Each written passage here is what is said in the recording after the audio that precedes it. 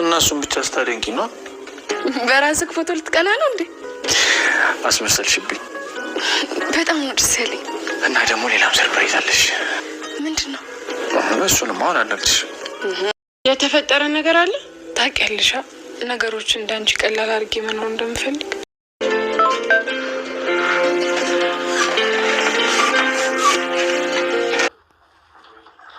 ስትሉ ማለት ተኝሽ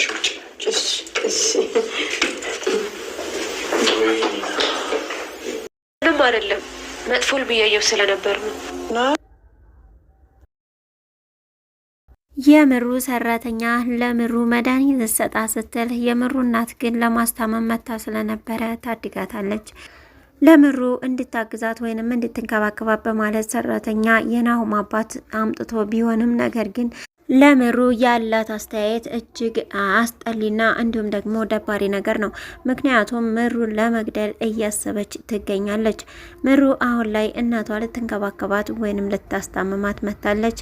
የምሩም እናት ወይኔ ልጄ እንደዚህ ሆነች በማየቴ እጅግ አዝኛለሁ በማለት እየተጸጸተች ትገኛለች። ኪራ ዛሬ ላይ ለጽናት ሰፕራይዝ አድርጓታል። ይህም ደግሞ ስራ ከገባ ወዲህ እኮ ፍቅር ቀንሰሃል፣ ትወደኛለህ ወይ እንደ በፊቱ እያለች እስከ መጠየቅ ደርሳ ነበረ። ይህም ደግሞ ኪራ ቢዚ ስለሆነና እሷን ችላ ስላላት ነበረ። ዛሬ ግን ጸሐፊ ስለቀጠረ ለአደይ እንግዲህ ፎቶቸውን በማሳጠብ ሳሎን ላይ አሸብርቆ እንዲሁም ደግሞ መኝታ ቤቱን ውብ አድርገው ሰኒና ቲና ጠብቀዋቸዋል። እሱም ምሳም ውጭ ጋብዞ ወደ ቤት ሲመጣ ደግሞ ሰፕራይዝ ነበር ያደረጋት። ሰላም ጤና ይስጥልኝ ውድና የተከበራችሁ ተመልካቾች እንዴት አላችሁ? እግዚአብሔር ይመስገን እኔ በጣም ደህና ነኝ። በያላችሁበት ሰላማችሁ ይብዛ እያልኩኝ ለዚህ ቻናል አዲስ ከሆናችሁ ሰብስክራይብ፣ ላይክ፣ ሼር በማድረግ አበረታቱኝ ቤተሰብ ሁኑ። ዛሬ ደግሞ ጽናት ድራማ ክፍል 193ን ይዤላችሁ መጥቻለሁ። እስከ ቪዲዮ ፍጻሜ ድረስ ከኔ ጋር ቆዩ። በባለፈው ፓርት ላይ እንግዲህ እንዳየነው ክብሮም ለሰኒ ቴክስት ጽፎ ነበረ። ቴክስቱን የሚያየው ጆከር ነበር። ጆከር እንግዲህ ከሰኒ ጋር አሁን ላይ ወደ ፍቅር ዓለም ሊገቡ ድንበር ላይ ደርሰው ነበር።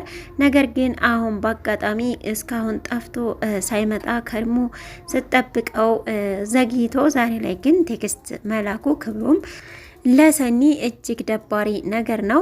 ምክንያቱም አሁን ላይ እሷ ትምታታለች። ወዴት ልሆን፣ እሱን ይቅር ልበል ወይንስ ደግሞ ከጆከር ጋር ሊቀጥል የሚል ሀሳብ ላይ ትገኛለች። እንግዲህ ሰኒም ወደ ጽናት ቤት ሄደው ነበረ። እዛም ከሄደች በኋላ ጽናትን አላገኘቻትም።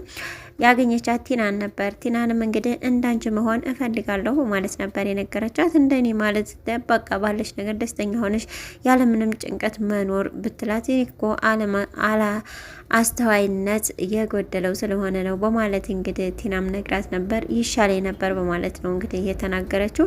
ግን እኔ ለምንድን ነው ለፍቅር ያልታደልኩት በማለት እንግዲህ ሰኒ ያማረች ትናገራለች። እንዲሁም ደግሞ ክብሮም ቴክስት እንደጻፈላት ትነግራታለች። ከዚህ ጊዜ በኋላ እንዴት በማለትም ጠይቃት ነበረ። በቃ እንደውም እስካሁን የት ነሽ እንዴት ነሽ ከሳይለኝ ቆይቶ ዛሬ ላይ ቢመጣ እቀበለዋለሁ እንዴ በማለት ነበረ የቁጡ ፊት ያሳየችው ማለትም ሰኒ ማለት ነው።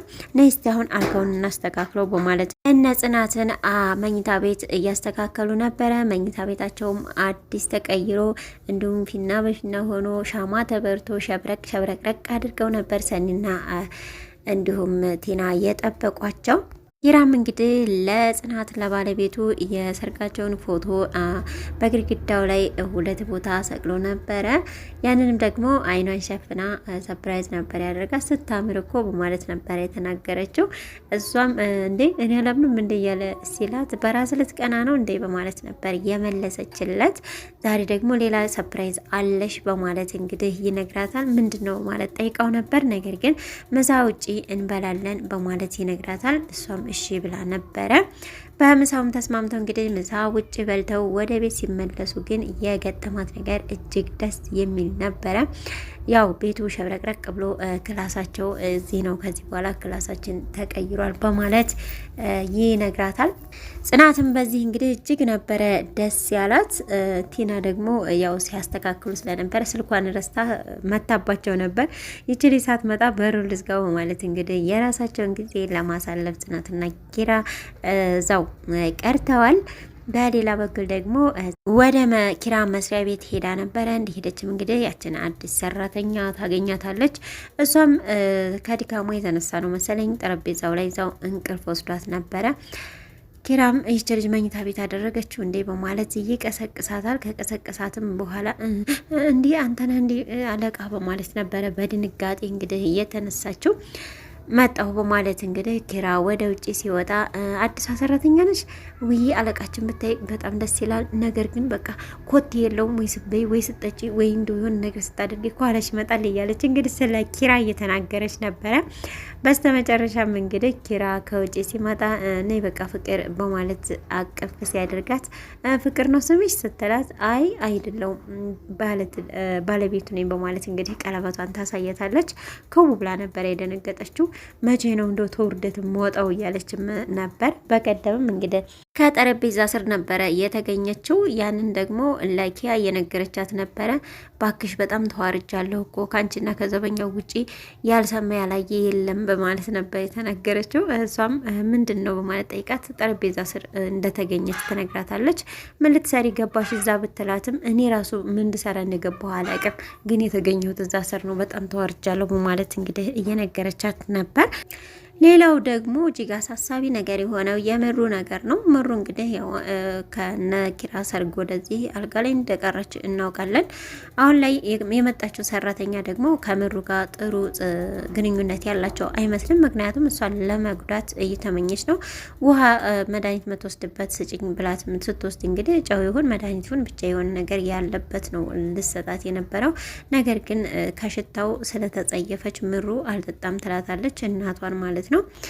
ከዛ ምን ሆኗል ውሃ እኮ ነው በማለት እናቷ ቀመስ ስታደርገው ጨው ነበረ። ያንን በመጥፋት እንግዲህ ሄዳ የት ናት ጥራልኝ በማለት እንግዲህ ናሆም ይጠራታል።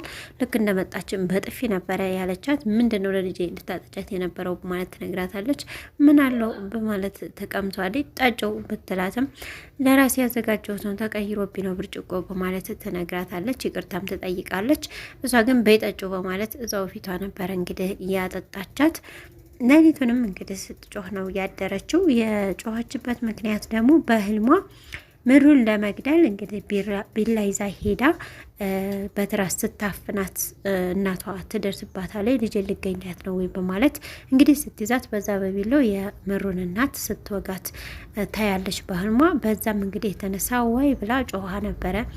ሌሊትም እንግዲህ እነ ናሁምም ሰምተዋት ነበር ስትጮህ። ናሁም ምን ሆነች ነው ቢላትም አይጥ መጥፎ ህልም አይቼ ነው ማለት ትነግረዋለች። በቃ ተኝ ብሎ መብራቱን አጥፍቶባት ሊሄድም ሲል እሷ ግን መብራቱን አታጥፋ ይሁን እንደሱ በማለት ነው ያስጣለችው።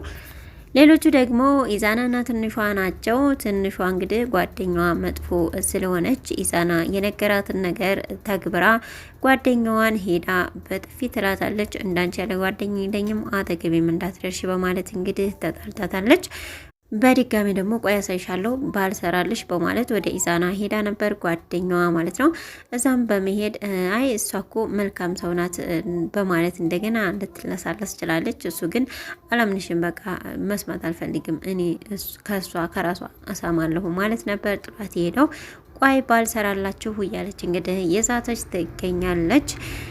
ባለፈው እንግዲህ ለጽናትም ያልሆነ ነገር ስለተናገሩ ጽናትም ዛሬ ትንሿን እኛ ላንቺ ምን አይነት ሰው ነን በማለት እንግዲህ ጠይቃት ነበር። በጣም ጥሩ ሰው ናቸዋ እናንተን በማግኘት ፈጣሪን እያመሰገኑ ነው በማለት እንግዲህ ትንሿም ትመልሳለች። እና ለጓደኞች ስለኛ መጥፎ የምታወሪው ምንድን ነው? እኔም እዚህ ቤት ሰራተኛ ነበርኩኝ፣ ነገር ግን የሚያስተምረኝ አልነበረም፣ ስለዚህ አዋቂበት በማለት እንግዲህ መክራታለች። በሌላ በኩል ደግሞ የኪያ እናት ወደ ድሬዳዋ ተመልሳለች። ሌላ ጊዜ ይመጣለሁ በማለት እንግዲህ በሰላም ተሸኝተዋል።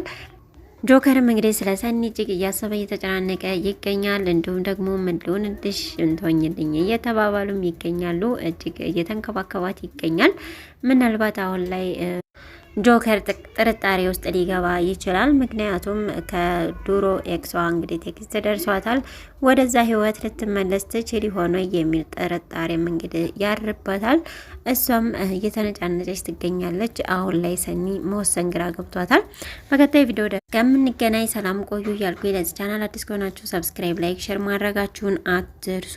በያላችሁበት ሰላማችሁ ብዛ። ሰላም ለሀገራችን፣ ሰላም ለህዝባችን።